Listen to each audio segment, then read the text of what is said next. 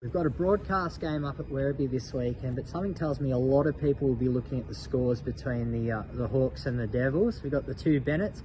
How do you think the away team will go this weekend? Hopefully a couple better points than the last time we played them. Last time we played it was a draw. It was a pretty good game.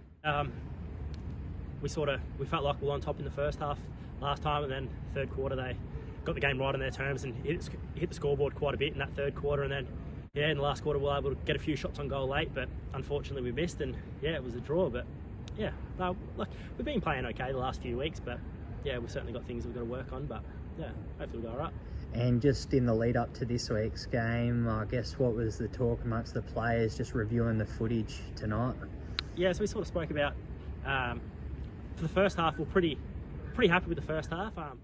There was a 5-minute period where Johnny McIntyre kicked 2 goals from forward 50 stoppages, so he sort of got on top of us, and that was the margin at half time. And then I think they come out and kicked a goal early in that third quarter, and then that was sort of that 3 goals that they were sort of ahead. But for large chunks of that first 3 quarters, I think we actually played pretty well.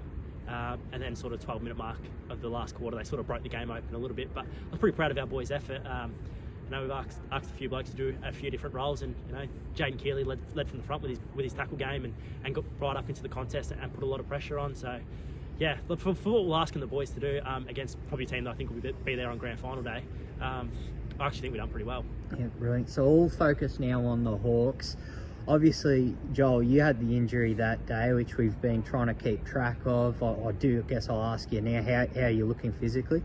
I just got out of hospital. Well, that's I spent the last week in a day or so. 7 days in hospital with me back. Just a bit of the ongoing stuff. Sort of thought I was on top of it, and then a little bit of a setback that sort of don't know where it is. I've got to go back in a couple of weeks to get more scans and see, but I will be fine. Yep. Round 1 next year I'll still be back.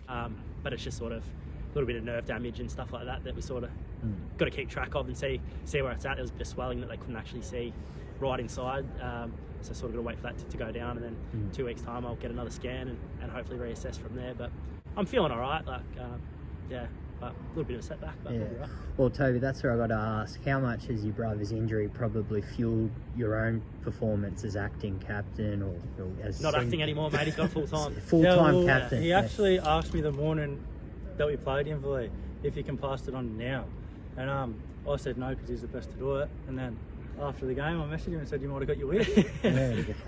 Look, it's probably been something that's been on the cards for me for a while, obviously juggling the coaching and the captaincy, and over the last couple of years, part of the rebuild, we haven't had great leadership in that from where the club was sort of when we took it over, but his progression's been pretty good. He's got a little baby due in November, and to see him develop just not only as a footballer but as a person, and that he's come on leaps and bounds, and it's unfortunately for me to go down with an injury, but there are silver linings and things, and the way he's come on with his leadership, and along with Jack Hall and Matt James and that a couple of, Hayden Burns has been another one that has come on as a leader. So there's a number of boys that have sort of stood up in my absence, and we've still got a fair bit to go on that, and a fair bit for these boys to grow. But he's been he's been pretty phenomenal at it for what he's taken over, and it would be hard in someone in his position, when it's your brother that does go down. To see him take over has been pretty special. No, glowing endorsement there, Toby. You take that? Yeah, for sure. Too easy. The individuals, I'll ask about Matt James in a second, because I think Toby is up against him on one voting side of things. But Destin Burns, I believe he just landed back on the planet a few days after the Belpost Hill game. Take us through that, Mark. Joel, you weren't at the game? Nah, but I watched the footage of it. He's pretty special, Destin. He can jump out of nowhere. Sometimes you don't think he's in the contest, and all of a sudden you see his arms halfway to the moon. He's a pretty special talent, Destin. Yeah, well, he asked me to come here to interview him tonight. Now he's cooked, so it didn't work out for him. I guess the long-term future. So you're going ahead. I'm looking at our senior coach and senior captain for season 2025. Yep, that's the plan. Yeah, so Dad's decided that he's going to step down. He'll still be around, Dad. Whether that's as a footy director or something like that, not sure exactly what his role will look like, but he'll certainly be someone that we can lean on, and that definitely be around. Yeah, he won't be too far away as it is.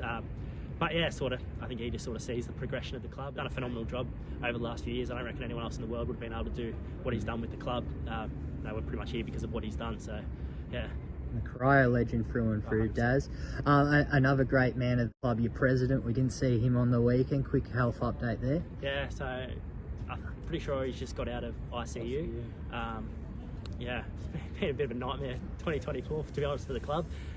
It's been rough, hasn't it? Yeah, but he's doing as well as he can. You know, he's a tough bastard. So yeah, we've got no doubt that we'll see him around pretty soon. And I bet you the moment he gets out of hospital, he'll be back at the club. You know, he just loves a joint, and yeah, we're pretty lucky to have Greggy around the club. So yeah. And a positive, Matt James currently leading the Athletes Foot MVP award. Not every kid's childhood dream to win an award like that, but he's the lead.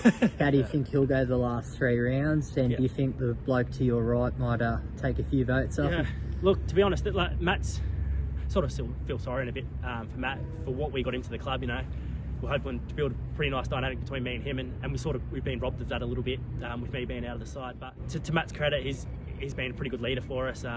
You know, he's hardly missed a session all year. He's been good for the younger boys, and he's really taken a load of that midfield on his shoulders. So it's no surprise to see him up there. You know, and Toby's had a pretty good year at half back too. So yeah, I wouldn't be surprised to see both of them in the team of the year at the end of the year.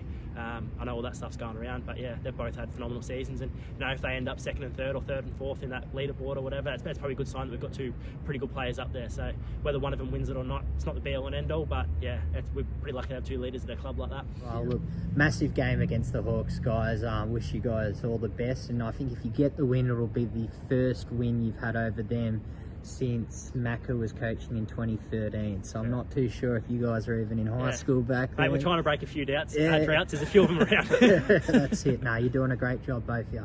Thank you. Mate.